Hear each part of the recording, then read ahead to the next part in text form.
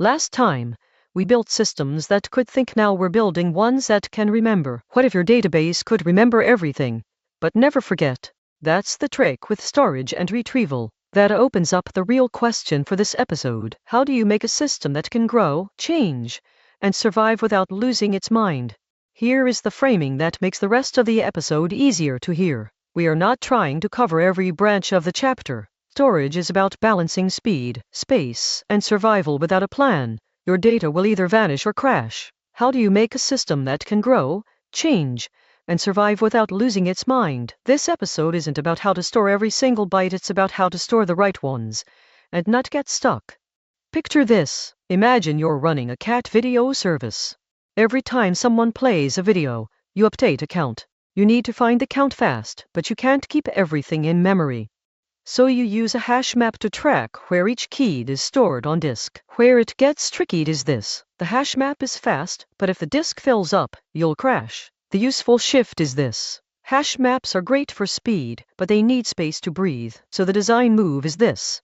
Use memory for indexes and disk for values. Keep the keys in RAM. Take this moment. You start writing to a file, but it gets too big. So you split it into segments. When a segment is full, you close it and start a new one. But then you realize some keys are updated multiple times, so you compact the segments to keep only the latest values. The catch is here. Compaction takes time and space, but it keeps your data clean. What should really land is this. Segments are like temporary files. Write to them, then clean up. So the practical move is, split your data into segments and compact them in the background.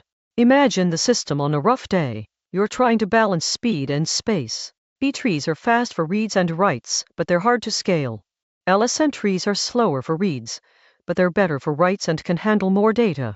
You choose the one that fits your workload. This is the part teams usually feel too late. LSN trees are faster for writes, but slower for reads. Trade-off is real. The deeper lesson is this. Choose your data structure based on your workload, not just speed. The engineering response is, use B trees for random access and LSM trees for write-heavy workloads. Now zoom out. Storage and retrieval are the silent engines behind every query. Without them, your data is just a whisper in the dark. One more quick lens helps here. You're trying to balance speed and space. B trees are fast for reads and writes, but they're hard to scale. LSM trees are slower for reads, but they're better for writes and can handle more data. You choose the one that fits your workload. Choose your data structure based on your workload, not just speed. If there is one thing to keep, make it this. Build for the long haul.